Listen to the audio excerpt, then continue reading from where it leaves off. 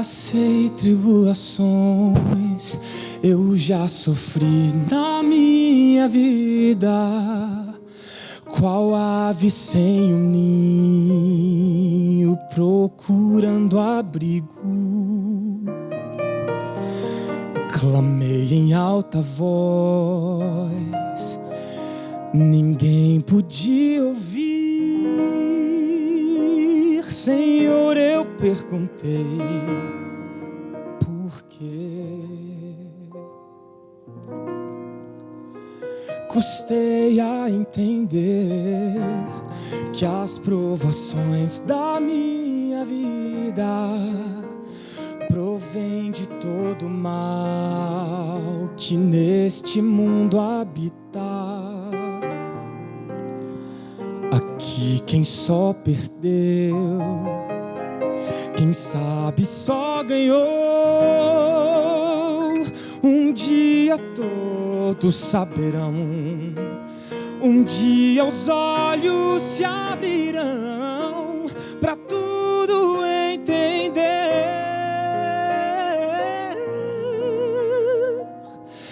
É preciso confiar em Deus, é preciso confiar em Deus, quando as sombras do mal batendo a porta vem. É preciso com fé lutar, é preciso tão só lembrar que depois dessas trevas vem o sol, que depois dessa angústia vem a paz. É através do sofrer que eu toco a mão de Deus. É preciso coragem pra seguir, pois enfim a tristeza findará, e ao final todo pranto Ele enxugará.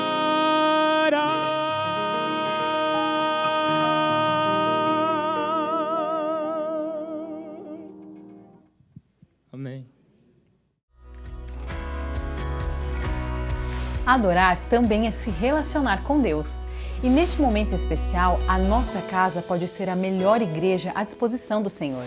Se podemos cantar, orar e estudar a palavra de Deus, também podemos dedicar a nossa fidelidade a Ele através de nossos recursos. Por isso, para você que já é doador e está se perguntando como fazer isso remotamente, eu quero te lembrar do aplicativo 7Me. Este app é super intuitivo, descomplicado e amigável. Por isso você pode continuar apoiando a sua igreja com total segurança dos seus dados. Baixe o app na Play Store ou Google Play, clique em dizimar e ofertar, preencha com seus dados e o resto é bem simples. E então, é só continuar com seu projeto pessoal de fidelidade com Deus. Em nome da Igreja Adventista do Sétimo Dia do Riacho Grande, saudamos a todos com a graça e a paz do nosso Senhor Jesus Cristo. E desde já, gostaria de fazer 2 convites a você. Primeiro deles, para você que já é membro da nossa igreja, a igreja está de portas abertas, nós estamos com saudades de você. Que você possa vir e retornar para a igreja o mais breve possível, se você se sentir à vontade. E para todos que ainda não são membros da nossa igreja, nós te convidamos a visitar a nossa igreja. Você será querido e abraçado em nosso meio. O segundo convite é que eu gostaria, nesta manhã, ou quando você ver esta mensagem, que nós deixemos de lado, nestes momentos, as cargas da vida, o fardo do cotidiano, para termos a mente somente na mensagem de Deus para nós, neste momento. Portanto, eu convido a todos a fazer uma breve oração. Grande e poderoso Deus, Pai de amor e de misericórdia, muito obrigado porque estamos com vida, com saúde e com paz. Muito obrigado pelo seu amor e pelo seu perdão, Pai. Neste momento, te clamamos que o Senhor derrame o seu Santo Espírito. Que a nossa mente esteja focada somente para absorver as mensagens que o Senhor tem para a nossa vida. que nós possamos ser tomados pelo seu amor e pela sua paz. Que todas as coisas desta vida possam ser deixadas de lado neste momento e que nós tenhamos a mente e o coração somente focado em Ti. É o que te pedimos em nome e por amor de Jesus. Amém. Queridos irmãos, eu abri esta fala com este desejo para que coloquemos esses fardos deste mundo de lado neste momento, nesse instante, porque isso é de vital importância para o nosso mundo de hoje. Veja que vivemos em uma sociedade que nos impõe um fardo muito pesado de se carregar, de se viver. Nós estamos na época do politicamente correto, onde uma sociedade que se diz a sociedade da tolerância, ela é extremamente intolerante. Hoje, por exemplo, nós temos que ser e fazer aquilo que a sociedade nos determina a ser ou fazer, para que possamos ser inseridos nesse meio. Como eu disse, vivemos na época do politicamente correto, onde você tem que tomar cuidado com o que você fala, para quem você fala e como você fala, porque senão você se torna um pária da sociedade. Você faz parte daqueles que são excluídos ou que são extremistas, machistas, moralistas ou falsos moralistas e assim por diante. Usando uma linguagem jovem, nós estamos na época da lacração, do stalkeamento, do cancelamento, do bloqueamento, alguns adjetivos que eu nem sei descrever quais são, ou também não entendo muito significado. Mas num mundo polarizado, onde as mídias sociais tomam conta da vida de cada um de nós, hoje nós não temos mais privacidade. Hoje a nossa vida é extremamente pública e, pior, queridos, nós fazemos questão de assim o ser. E quando nós falamos que somos cristãos ainda, nós somos taxados automaticamente de falso moralista. Porque se temos, por exemplo, opiniões baseadas em princípios bíblicos, opiniões sobre criação, sobre família, e se expormos essa opinião em nossas redes sociais, ou para quem quer que seja, nós somos taxados de falsos moralistas e somos excluídos. Vejam, por exemplo, que nessas redes sociais todo mundo tem opinião sobre tudo, todo mundo sabe tudo, todo mundo é expert em tudo. E cada um tem a sua própria verdade. Em nosso meio cristão, queridos, em nossas fileiras, não é diferente. Por incrível que pareça, não é diferente. Assim como a sociedade se baseia naquilo que nós devemos fazer, apresentando para nós uma infinita lista de regras, preceitos, códigos, morais, condutas, filosofias, paralelismos, paradoxos de como devemos ser e agir, em nosso meio cristão, assim o é também. Para muitos, o evangelho é baseado naquilo que a pessoa faz e não no que a pessoa é. Para muitos, por exemplo, o evangelho é apresentado na forma de regras, de condutas, de preceitos, de códigos morais, colocando um padrão quase que inatingível, inclusive para o próprio Senhor Jesus Cristo. Para muitos, queridos, a geladeira, o armário e o fogão são mais importantes que o coração. É o infeliz triunfo da forma sobre a essência. Porque o que interessa é aquilo que você pratica, não o que você é. Para muitos, o cristão é aquele que pratica as chamadas boas obras. Ocorre, queridos, que não é isso que Jesus nos ensina. Porque isso, inclusive, vai na contramão do que o profeta Isaías nos ensina em seu livro, no capítulo 64, versículo 6, quando ele diz que nossos atos de justiça são como trapos de imundícia. Vejam, queridos, que quando Jesus esteve aqui na terra, ele apresentou ao mundo uma contra-religião, uma contra-cultura, apresentando o evangelho do ser, sendo muito mais importante do que o evangelho do fazer. Quando Jesus veio a este mundo, Lucas capítulo 5, versículo 32, Jesus disse que não veio chamar os salvos, mas sim os pecadores ao arrependimento. Jesus subverteu todo o entendimento do cristianismo da época, haja vista que o público que mais era atraído por Jesus eram ladrões, prostitutas, viúvas, órfãos, doentes, aqueles que eram excluídos da sociedade. Jesus veio apresentar o evangelho da libertação, o evangelho do amor, o evangelho do evangelismo aos humildes, da cura aos cegos, da liberdade aos cativos, como ele diz em Lucas capítulo 4, versículo 18. Para Jesus, o importante era o ser e não o fazer. Posto isto, queridos, eu gostaria de trazer um tema para estudarmos nesta manhã, ou quando você ver essa mensagem, muito importante, muito mal compreendido e principalmente muito mal pregado em nossas fileiras. Mas é um tema tão importante que é isto que irá definir o nosso destino eterno. E eu gostaria de estudar este tema com esta ótica bíblica, com esta visão bíblica do ensino de Jesus, que o importante é ser e não fazer. E qual é o tema que eu trago para vocês? A adoração. Um tema extremamente importante e que, repito, selará o nosso destino eterno. Eu gostaria de abrir a problemática com uma pergunta. Quando você vai na igreja, por exemplo, por que você vai e o que você vai fazer ali? Quando alguém pergunta, você é cristão? Você responde que sim. Mas por que você é cristão? Ou por que você pratica atos de cristão? Quando abordamos o tema de adoração na Bíblia, automaticamente temos que ir ao ensino principal de Jesus sobre este tema, que está lá em João capítulo 4, a partir do verso 21.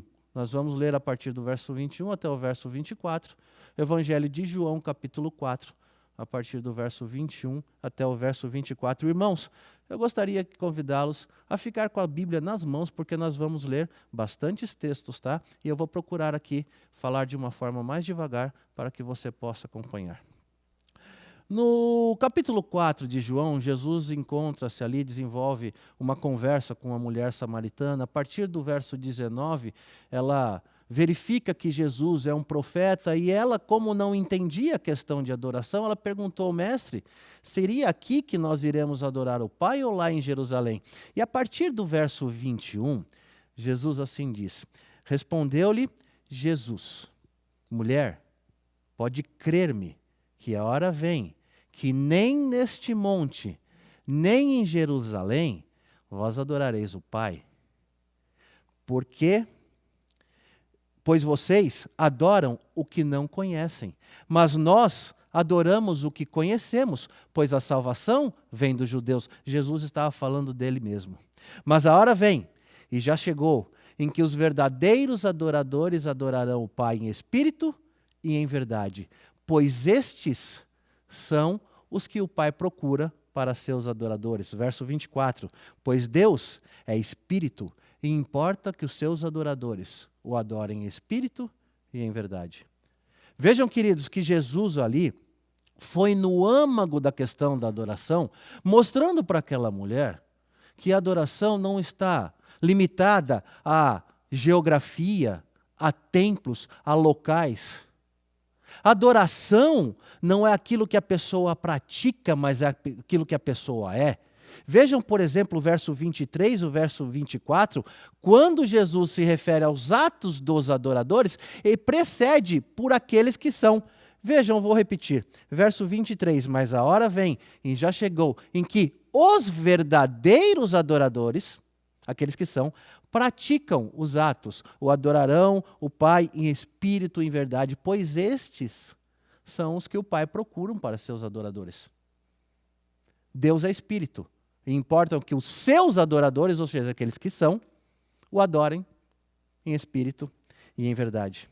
E Jesus ressalta muito bem isso para mostrar para aquela mulher que o importante para Deus é aquilo que você é. E aquilo que você é define aquilo que você faz, e não o contrário. Repito, aquilo que você é define aquilo que você faz e não o contrário. Inclusive, porque existem muitas pessoas que praticam atos de adoração, verdadeiros atos de adoração, mas, em sua essência, não são. Em meio a este mundo, por exemplo, virtual em que vivemos, nós vemos cada dia muitas pessoas praticando verdadeiros atos de pseudo-caridade, perfeitos por sinal. Mas todos esses atos são acompanhados de inúmeras fotos e veiculadas em todas as redes sociais. Queridos, isso não é praticar o bem. Isso nada mais é do que autopromoção. E a linha é muito tênue, porque a pessoa, muitas vezes, acredita que aquilo que ela está fazendo determina que aquilo que ela é em sua essência. Vocês querem ver um detalhe? Vocês querem ver um ensino perfeito de Jesus sobre isto? Acompanhem comigo uma parábola, Lucas capítulo 18. Lucas capítulo 18, versículos 9 a 14. Lucas capítulo 18, a partir do verso 9 até o verso 14. Jesus conta uma historinha de dois homens, mas ele começa dizendo assim: propôs também a parábola a alguns que confiavam em si mesmos, pois se consideravam justos e desprezavam os outros. Verso 10. Dois homens subiam ao templo com o propósito de orar, um fariseu e outro publicano. O fariseu, verso 11, posto em pé, orava de si para si mesmo dessa forma: ó Deus, graças te dou, pois não sou como tais homens, roubadores, injustos e adúlteros, nem como este publicano. Jejuo 2 vezes por semana e dou o dízimo de tudo quanto ganho. Já o publicano, estando em pé ao longe, nem ousava levantar os olhos ao céu, mas batia no peito, dizendo: ó Deus, sê propício a mim, pecador.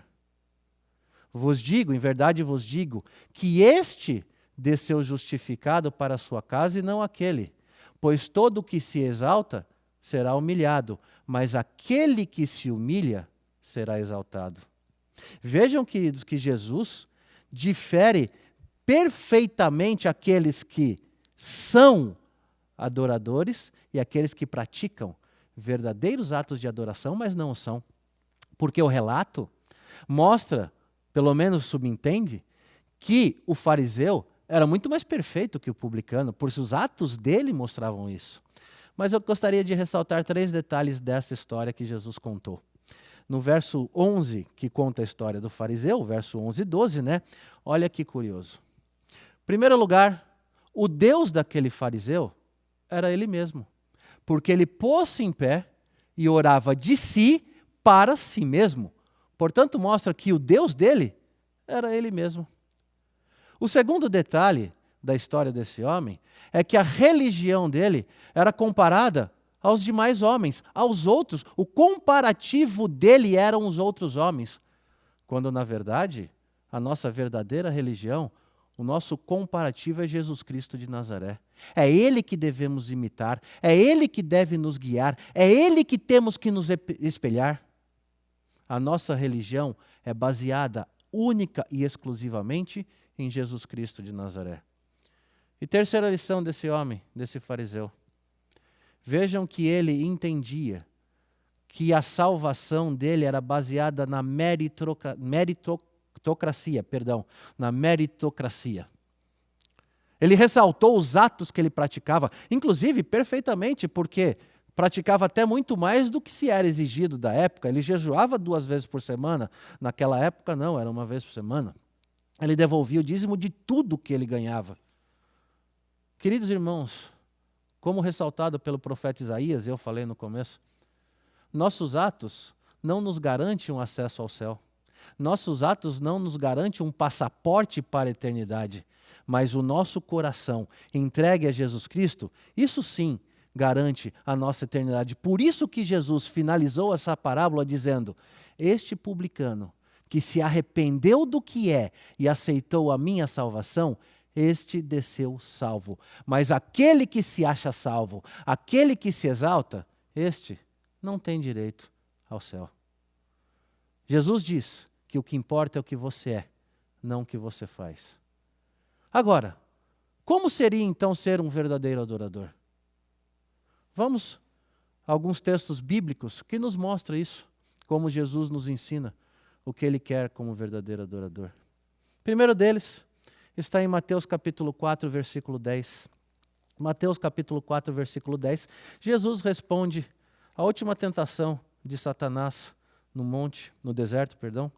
Jesus, Mateus capítulo 4, versículo 10. Jesus diz assim: então Jesus lhe ordenou: retira-te, Satanás, pois está escrito: ao Senhor teu Deus adorarás, e só a Ele darás culto. Vejam que Jesus atrela a adoração a culto. E nós, incorretamente, entendemos que culto é aquilo que estamos fazendo na igreja. Quando vamos na igreja, quando entramos, nos ajoelhamos, oramos, quando levantamos, cantamos, quando devolvemos o dízimo, quando damos as nossas ofertas. Queridos, isso não é culto. Isso pode até fazer parte do culto, mas não é culto. Isso nada mais é do que um ritualismo, um formalismo na ortodoxia. Vocês querem ver o que é culto? Acompanhem comigo Romanos capítulo 12, versículo 1 e 2. Romanos capítulo 12, versículos 1 e 2. O apóstolo Paulo começa o texto quase que implorando para os irmãos. Ele começa dizendo assim: rogo-vos, pois, irmãos, pelas misericórdias de Deus, que apresenteis o vosso corpo por sacrifício vivo, santo e agradável, que é o vosso culto racional. Verso 2: e não vos conformeis com esse século, algumas versões dizem esse mundo, mas antes transformai-vos pela renovação da vossa mente, para que experimenteis qual seja a boa, agradável e perfeita vontade de Deus. Portanto, queridos irmãos, para a Bíblia, culto é dedicarmos todas as nossas faculdades físicas, mentais e espirituais a Deus. É assim que deve ser o cristão. É assim que deve ser o adorador de Deus. Dedicar tudo e entender que pertencemos a Ele, somos dele. E com Ele viveremos por toda a eternidade. Por isso que eu disse no início que esta questão pode definir o nosso destino eterno. E também por isso é que Deus ressaltou muito bem nas 3 últimas mensagens de misericórdia a esse mundo, que está descrito em Apocalipse 14, versículo 6 a versículo 12. É tão importante entendermos essa questão, porque nós estamos vivendo no limiar dos acontecimentos finais deste mundo, e isto vai definir se vamos viver a eternidade ou se vamos perecer eternamente. Acompanhem comigo Apocalipse 14, versículos 6 a 12. Apocalipse 14, versículos 6 a 12, mostram as 3 últimas mensagens de misericórdia ao mundo, que são as 3 mensagens angélicas. E a primeira mensagem está em Apocalipse capítulo 14, versículos 6 e 7, que assim diz: vi outro anjo voando pelo meio do céu, tendo o evangelho eterno a pregar a todos que se assentam sobre a terra, e a cada nação, e tribo, e língua, e povo, dizendo em grande voz: temei a Deus e dai-lhe glória, pois é chegada a hora do seu juízo. E adorai aquele que fez o céu, a terra, o mar e a fonte das águas. Queridos irmãos, a primeira mensagem angélica descreve 3 características daqueles que adoram a Deus. Os que adoram a Deus, porque é a terceira característica. Os que praticam o ato da verdadeira adoração, aqui personificada na sua santa lei, porque é uma transliteração quase que idêntica de Êxodo capítulo 20, versículo 8 a 11. Mas, antes daqueles que adoram a Deus fazerem isso, vejam que os 2 requisitos anteriores falam do temor a Deus e da glória a Deus. O temor a Deus está intimamente ligado, nós não temos tempo aqui para aprofundar esse estudo, intimamente ligado com a fé em Cristo, e a fé em Cristo é o amor a Cristo. É amar a Deus acima de tudo, amar de todo o nosso coração, de toda a nossa força, de todo o nosso entendimento. E quando amamos e personificamos esse amor, nós glorificamos a Deus com nossa vida, com nossos atos. Porque, como eu disse, aquilo que nós somos define aquilo que nós fazemos. A partir daí, nós podemos adorá-lo em espírito e em verdade, como diz o final do verso 7. Diferentemente, a terceira mensagem angélica, ela descreve aqueles que não são os verdadeiros adoradores de Deus. E, inclusive, eles podem até praticar atos de adoração, mas não são. Acompanhe comigo a partir do verso 9 até o verso 12. O verso 9 diz assim: vi outro anjo voando, seguiu-se a esses outro anjo, o terceiro, dizendo em grande voz: aquele que adora a besta e a sua imagem e recebe a sua marca na fronte ou sobre a mão, este beberá do vinho da cólera de Deus, preparado sem mistura do cálice da sua ira, e será atormentado com fogo e enxofre diante dos santos anjos e na presença do Cordeiro. Verso 11. A fumaça do seu tormento sobe pelos séculos dos séculos e não tem descanso, nem de dia nem de noite, todos que adoram a besta e a sua imagem, e quem quer que receba a marca do seu nome. E o verso 12 repete a primeira mensagem angélica. O verso 12 diz assim: aqui está a perseverança dos santos, os que guardam os mandamentos de Deus e têm a fé em Jesus. Queridos irmãos, vejam que ao contrário daqueles que adoram, que são verdadeiros adoradores de Deus, esses falsos adoradores de Deus possuem em sua mão e sobre a sua mente a marca da besta e adoram a imagem, refletem a imagem da besta, mas ao contrário, aqueles que são de Jesus, por isso que está a perseverança dos santos, aqueles que são separados, aqueles que são de Jesus, eles amam a Cristo, têm a fé inabalável em Jesus Cristo e mostram isso amando e guardando os seus mandamentos. E o liame, muitas vezes, é muito tênue, é muito pequeno. Porque ao longo de toda a história, vejam, por exemplo, que existiram verdadeiras batalhas entre verdadeiros adoradores e falsos adoradores. Elias e os profetas de Baal. A mais conhecida e a primeira da história, por exemplo, Caim e Abel. Vejam uma coisa, irmãos. Caim e Abel.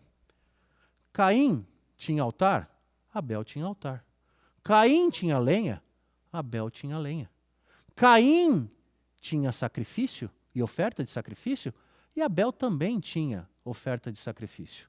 Mas a diferença é que um adorava a Deus e obedecia a Ele, e adorava-o como Ele determinou que fosse adorado, mas o outro adorava a Deus como Ele queria adorar. Ele queria praticar aquele ato. Isso determinou o destino de Caim e Abel e pode determinar também o meu e o seu destino. Portanto, queridos irmãos, entendam, nesta manhã, o importante para Deus é que você seja um adorador, que você seja um cristão. Jesus não está preocupado com os seus atos, com aquilo que você pode fazer em nome dele, ou nada que você tenha a oferecer. O importante que selará o nosso destino é aquilo que está no nosso coração, é o amor a Jesus Cristo que está no nosso coração. Portanto, queridos irmãos, eu exorto, nesta manhã, ou quando você ver esta mensagem, entregue a sua vida a Deus e permita que Jesus opere na sua vida a transformação necessária para que você seja um verdadeiro cristão e para que você possa sorver, usufruir, desfrutar da felicidade que isso traz na sua vida. Porque, digo-vos, irmãos, a vida de um cristão é, ou ao menos deveria ser, uma vida de alegria e de paz. E eu não estou dizendo aqui que o cristão tem ausência de problemas, não. Muito pelo contrário. Mas nós temos alegria e paz, mesmo em meio ao caos, porque nós entendemos que o Evangelho de Jesus Cristo é o Evangelho da libertação, é o Evangelho da liberdade, é o Evangelho da leveza do ser, é o Evangelho do amor. Por isso Jesus diz: ame a Deus de todo o seu coração, de todo o seu entendimento e de todas as suas forças, e ame ao próximo como a ti mesmo. E é esse amor experimentado em nossas vidas que nos traz paz, que nos traz um fardo leve do Evangelho. Jesus, em Mateus capítulo 11, verso 28 a 30, ele diz: tomai sobre vós o meu jugo e aprendei de mim, que sou manso e humilde de coração, e achareis descanso para a vossa alma, pois o meu jugo é suave e o meu fardo é leve. Portanto, queridos irmãos, entendam, nesta manhã, ou quando você ver essa mensagem, não permita, em hipótese alguma, não permita que ninguém, absolutamente ninguém, quer seja a instituição, quer seja homem, quer seja você mesmo, coloque sobre você um fardo religioso que Jesus nunca pôs e nunca colocará. Sinta o amor de Cristo na sua vida, sinta o Evangelho de Jesus Cristo na sua vida. Ame mais, viva mais, perdoe mais, abrace mais e sinta a leveza do Evangelho do ser. Convido vocês a orar. Grande e poderoso Deus, Pai de amor, obrigado porque Jesus nos amou tanto que entregou sua vida por nós. Mas agora, ó Pai, entregamos a Ti esse coração desesperadamente corrupto, esse coração pecador, para que o Senhor opere em nós a transformação necessária para possamos passar a eternidade contigo no céu, Pai. Por favor, revele a este mundo de uma forma poderosa e, se necessário for, nos capacite e nos use para mostrar o verdadeiro Evangelho libertador do seu amor e que possamos sentir as bênçãos da leveza do ser. Fiquem conosco, é o que te pedimos em nome daquele que nos salvou, Jesus Cristo. Amém. Queridos, fiquem todos com Deus.